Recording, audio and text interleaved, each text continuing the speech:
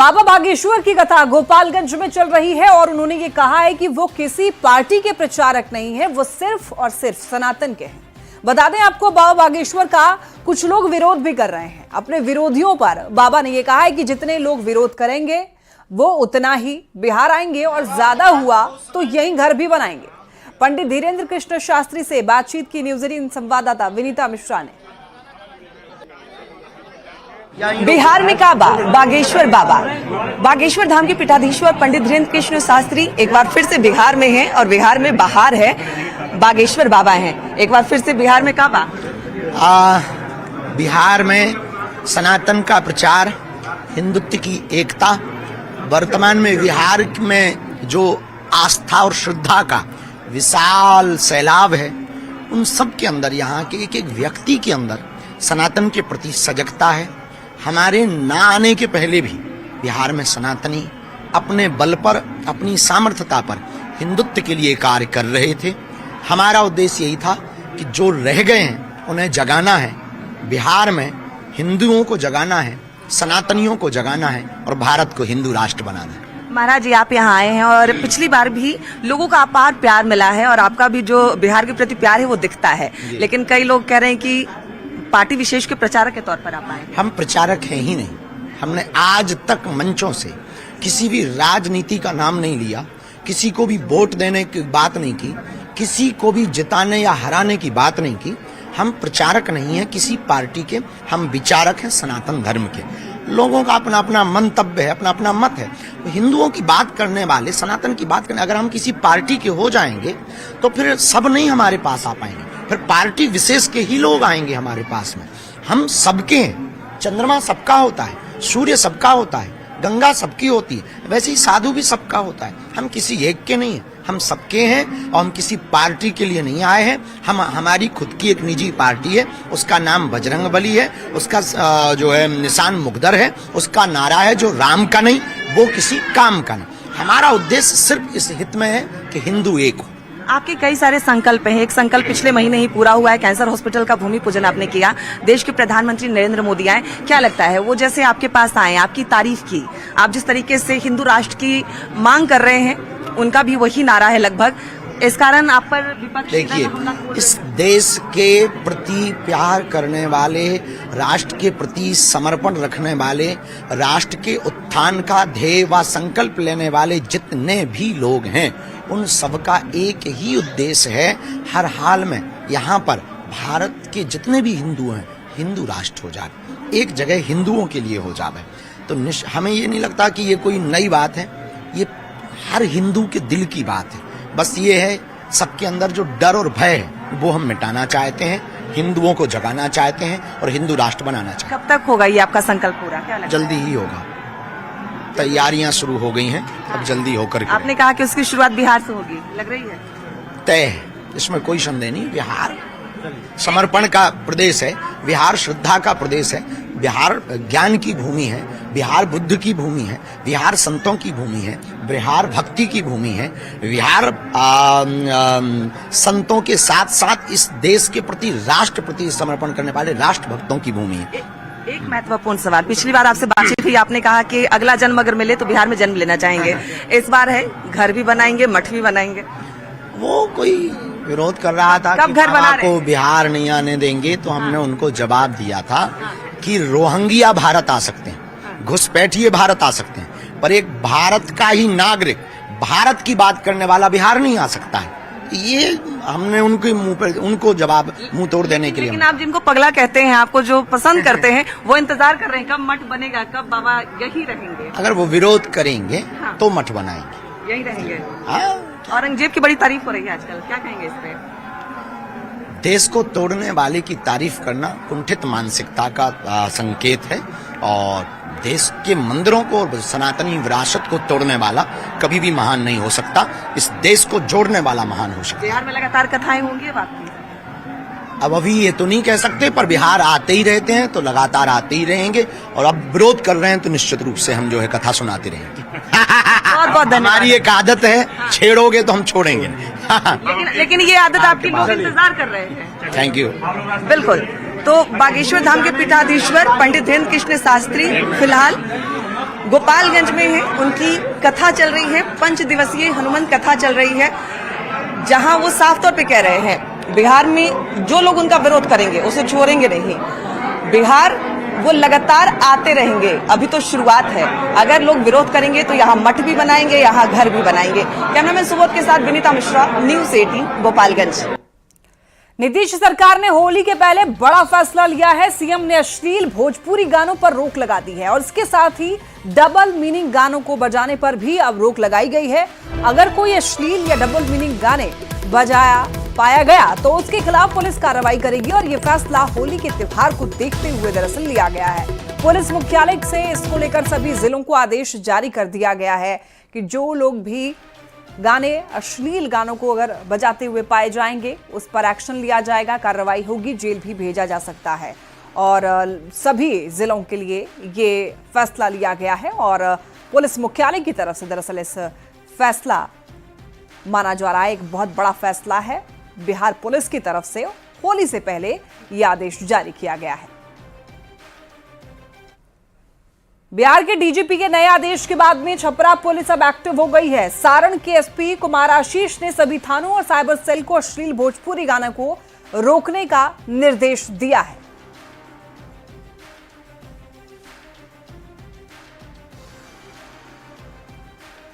DGP साहब और police मुख्यालय के निर्देशों का अनुपालन किया जा रहा है। यहाँ पर हम लोग साइबर सेनानी के माध्यम से और शांति समिति की बैठक में और इसके अलावा जो भी डीजे संचालक है उनके साथ बैठक कर करके इन सब चीज़ों के बारे में ताकीद कर रहे हैं कि ताकि इस तरह की गड़बड़ ना हो। इसके अलावा आम पब्लिक से भी हम लोग अपील करते हैं कि पुलिस प्रशासन को सहयोग करे। और बड़ी खबर पटना से, जहां पर शराब माफिया ने एक बार फिर पुलिस को चुनौती दी है। पालीगंज के राघोपुर मुसहरी में पुलिस की टीम शराब तस्करों के खिलाफ छापेमारी करने गई थी, तभी शराब माफियाओं ने पुलिस की टीम पर हमला कर दिया, जिसमें 2 दरोगा सहित पुलिस के कई जवान घायल हुए हैं।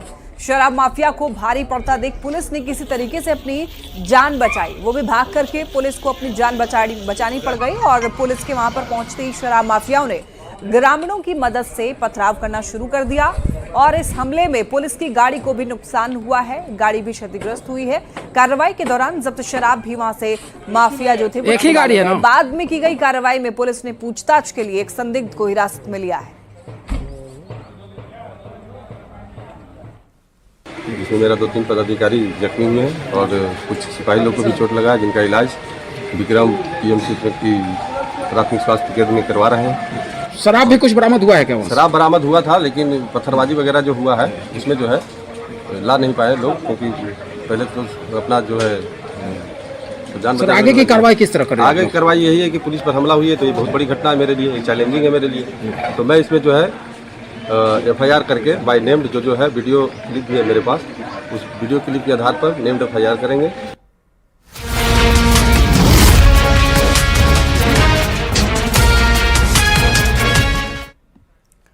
और अब बात देश विदेश की करेंगे। देखिए, ग्रेटर नोएडा में महाराणा प्रताप की प्रतिमा के अनावरण के मौके पर सीएम योगी ने एक बड़ा बयान दिया। सीएम योगी ने कहा कि राष्ट्रनायकों का सम्मान होना चाहिए, सम्मान नहीं देने वालों का इलाज होना चाहिए। नायक तो महाराणा है, अकबर नहीं। नायक शिवाजी हैं, औरंगजेब नहीं हो सकता। ये लोग सनातन को खत्म करने के लिए आए थे और सनातन को रौंदने वाले राष्ट्रनायक नहीं हो सकते। सीएम योगी ने यह बयान दिया है। महाराणा प्रताप की प्रतिमा का अनावरण करते समय उन्होंने कहा है कि नायक तो महाराणा है, अकबर नहीं। नायक शिवाजी हैं, औरंगजेब नहीं हो सकता है। ये लोग सनातन को दरअसल खत्म करने के लिए आए थे और सनातन को रौंदने वाले राष्ट्रनायक नहीं हो सकते। कि नायक तो महाराणा है, महाराणा, अकबर नायक नहीं हो सकता। नायक छत्रपति शिवाजी महाराज हैं, जिन्होंने औरंगजेब को घुटने टेकने के लिए मजबूर किया और घुटते घुटते बेमौत मरने के लिए मजबूर कर दिया था।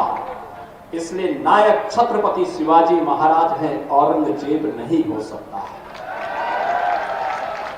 बहनों और भाइयों, जो सनातन धर्म को नष्ट करने के लिए आए हो, जिन्होंने भारत की धर्म और संस्कृति को नष्ट करने का कुत्सित प्रयास किया हो, जिन्होंने भारत की सनातन परंपरा को रौंदने के लिए तमाम षड्यंत्र किए हो, वे भारत के राष्ट्र नायक नहीं हो सकते, कभी नहीं हो सकते, कतई नहीं हो सकते। हम राष्ट्र नायक उसको मानते हैं जिन्होंने राष्ट्र और धर्म के लिए कुछ समर्पित किया हो। महाराणा प्रताप का योगदान, छत्रपति शिवाजी महाराज का योगदान और गुरु गोविंद सिंह जी महाराज का योगदान इस दिशा में अविस्मरणीय है। एएमयू यानी कि अलीगढ़ मुस्लिम यूनिवर्सिटी ने होली मिलन समारोह की मंजूरी दे दी है। एएमयू प्रशासन ने इस बात की जानकारी दी है कि 13 और 14 मार्च को एएमयू के एनआरएससी हॉल में कोई भी छात्र होली खेल सकता है। देखिए, बता दें आपको कि कुछ दिन पहले हिंदू छात्र होली मिलन समारोह की हिंदू छात्रों ने दरअसल अनुमति मांगी थी, जिसके नहीं मिलने पर कई हिंदू संगठनों ने प्रदर्शन किया था और इसके बाद अब इसकी इजाजत मिल गई है अलीगढ़ मुस्लिम यूनिवर्सिटी में। प्रशासन ने फैसला लिया है कि एनआरएससी परिसर में कोई भी एएमयू का छात्र आकर 13-14 को स्वच्छंद रूप से होली खेल सकता है। स्वागत है उसका, खूब रंग गुलाल उड़ाए, उसका स्वागत है। ब्रज में रंगोत्सव का आगाज हो गया है। बरसाना में लठमार होली धूमधाम से खेली जा रही है। बरसाना की लठमार होली विश्व प्रसिद्ध है, जिसमें शामिल होने के लिए देश विदेश से लोग मथुरा पहुंचते हैं। अबीर, गुलाल और टेसू के फूलों के रंगों के साथ में लठमार होली यहां पर खेली जाती है। ब्रज की होली का विशेष महत्व बताया गया है और यहां पर होली को होरा भी कहा जाता है और देश के अलग अलग हिस्सों में जहां रंग गुलाल और पानी से होली खेली जाती है, तो वहीं ब्रज में रंग गुलाल के अलावा लठमार, छड़ी मार, लड्डू और फूलों वाली होली मनाई जाती है। ब्रज की होली में लठमार होली सबसे खास होती है।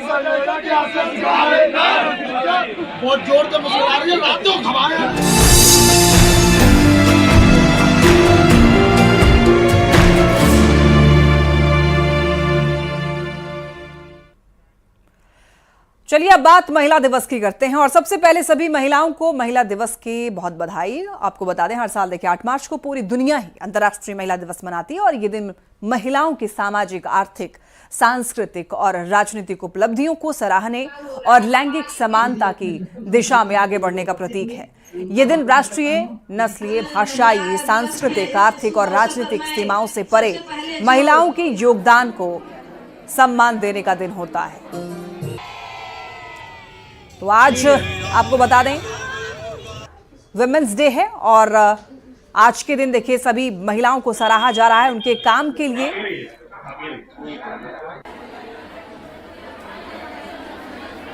नारी शक्ति का सम्मान पूरा विश्व करता है, पूरी दुनिया करती है और सभी लोग सराहते हैं जिस तरीके से महिलाओं ने योगदान दिया है।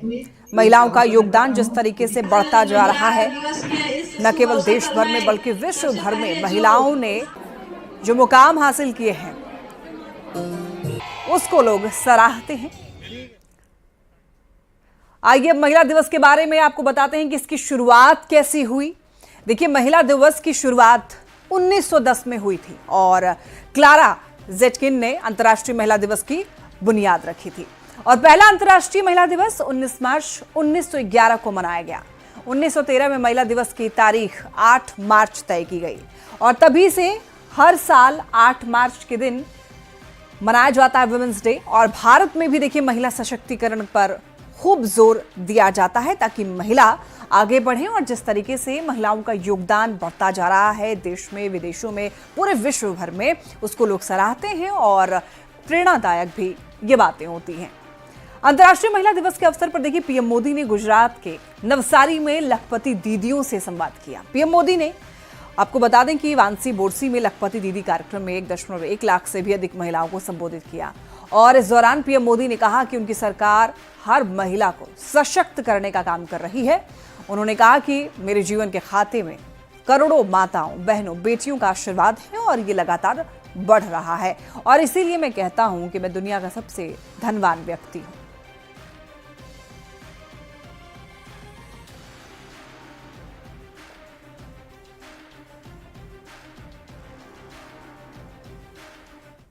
आज इस दिन मैं गर्व से कह सकता हूं कि मैं दुनिया का मैं दुनिया का सबसे धनवान व्यक्ति हूं। जब मैं कहता हूं ना, मैं दुनिया का सबसे धनवान व्यक्ति हूं, मैं जानता हूं कई लोगों के कान खड़े हो जाएंगे। आज पूरी ट्रोल सेना मैदान में उतर जाएगी, लेकिन मैं फिर भी दोहराऊंगा कि मैं दुनिया का सबसे धनवान व्यक्ति हूं। और दिल्ली सरकार ने अंतर्राष्ट्रीय महिला दिवस के मौके पर महिला समृद्धि योजना लॉन्च कर दी। बीजेपी अध्यक्ष जेपी नड्डा ने जवाहरलाल नेहरू स्टेडियम में योजना शुरू करने की घोषणा की और योजना लॉन्च करते हुए नड्डा ने कहा कि मैं सीएम रेखा गुप्ता और अन्य लोगों को बधाई देता हूं कि दिल्ली में इस योजना को लागू करने के लिए 5100 करोड़ रुपए जारी किए गए हैं और ये योजना तुरंत शुरू की जाएगी। मोदी जी ने कहा था कि हम महिला समृद्धि योजना लाएंगे और प्रधानमंत्री महिला समृद्धि योजना के बारे में मैंने ही अपने मैनिफेस्टो में उसके प्रथम चरण में कहा था कि हम महिलाओं को 2500 रुपए देने का वायदा करते हैं और उसको हम पूरा करेंगे। आज मुझे खुशी है और मैं बधाई देता हूं रेखा जी को और इस नेतृत्व को और मोदी जी को, जिन्होंने आज आने से पहले कैबिनेट का फैसला किया और 5100 करोड़ रुपए इस साल के लिए आवंटित किया है ताकि महिला समृद्धि योजना दिल्ली में लागू हो जाए। दिल्ली चुनाव के अपने संकल्प पत्र में दिल्ली की बहनों से जो वायदा हमने महिला समृद्धि योजना के तहत किया था कि दिल्ली की गरीब बहन को 2500 रुपए प्रति माह देने की बात, आज उसको हमने कैबिनेट में मोहर लगा दी है। उसको हमने कैबिनेट में अप्रूव करके दिल्ली सरकार के बजट में 5100 करोड़ रुपए का बजट का प्रावधान 5100 करोड़ रुपए के बजट के प्रावधान को किया गया है ताकि दिल्ली की गरीब बहनों को हम लोग इस समृद्धि योजना का लाभ देना शुरू कर सकें। महिला समृद्धि योजना, आइए अब जानते हैं कि महिला समृद्धि योजना की नियम और शर्तें क्या कहती हैं। देखिए, योजना का लाभ लेने के लिए दिल्ली की महिला होना जरूरी है और सिर्फ बीपीएल कार्ड धारकों को ही इस योजना का लाभ मिल पाएगा और लाभार्थी की आय 3 लाख से ज्यादा ना हो, आवेदक किसी और सरकारी योजना की लाभार्थी ना हो और इसके साथ ही आवेदक महिला की उम्र 21 से लेकर के 60 साल के बीच होनी चाहिए, तभी उनको इस योजना का लाभ मिल पाएगा। और आपको ये भी बता दें, योजना का लाभ लेने के लिए रजिस्ट्रेशन कराना भी बहुत जरूरी है। साथ ही साथ आवेदक किसी और सरकारी योजना की लाभार्थी भी नहीं होने चाहिए और आवेदक महिला की उम्र 21 से लेकर के 60 वर्ष के बीच में होना चाहिए, तभी इस योजना का लाभ मिल पाएगा। अब देखिए, पटना की बात करते हैं। चलिए, पटना में जेडीयू दफ्तर में भी नारी शक्ति सम्मेलन का आयोजन किया गया और सीएम नीतीश कुमार ने सम्मेलन का उद्घाटन किया। इस मौके पर बड़ी संख्या में जेडीयू की महिला नेता शामिल। तस्वीरें आप ये देख रहे हैं, जेडीयू दफ्तर में नारी शक्ति सम्मेलन सीएम नीतीश कुमार ने उद्घाटन किया। इस कार्यक्रम का नारी शक्ति को बढ़ावा देने के लिए नीतीश कुमार की तरफ से भी एक कार्यक्रम का इधर आयोजन किया गया था जेडीयू दफ्तर में। आज महिला दिवस के अवसर पर आप सबका नमन, आप सबका अभिनंदन आज यहाँ पार्टी ने किया है, बहुत अच्छी बात है। कल ही हमको बताया, हमने कहा है पहले तो आते ही थे, तो आज हम आए, बहुत अच्छा है। चूंकि हमको आगे दूसरी तरफ मेरा कार्यक्रम है, इसलिए मैं आप सब लोगों का अभिनंदन करता हूं और बहुत अच्छा है। और आप तो जानते ही हैं कि हम तो शुरू से ही महिलाओं का सीधे आगे बढ़ाए हैं। पहले जो लोग नेता थे कुछ किए हैं, इसलिए हम लोगों ने तो सब कुछ किया है और बहुत अच्छा है। और सब अब भारी संख्या में सब जगह महिलाएं आगे बढ़ रही हैं हर जगह पर। तो इतना ही हमको जाना, इन्हीं शब्दों के साथ मैं आप सब लोगों को बधाई देता हूँ। इधर आइए, अब इनको हम अध्यक्ष बनाए हुए हैं, अब ये पूरा करिएगा, समझ गए ना? हाँ ठीक है। अंतर्राष्ट्रीय महिला दिवस के मौके पर पटना की बेऊर जेल में महिला कैदियों के लिए कई कार्यक्रम आयोजित किए गए और डीएम ने जेल में बंद 135 महिला कैदियों से बात की और जेल में उनकी समस्याओं को गंभीरता से सुनी भी।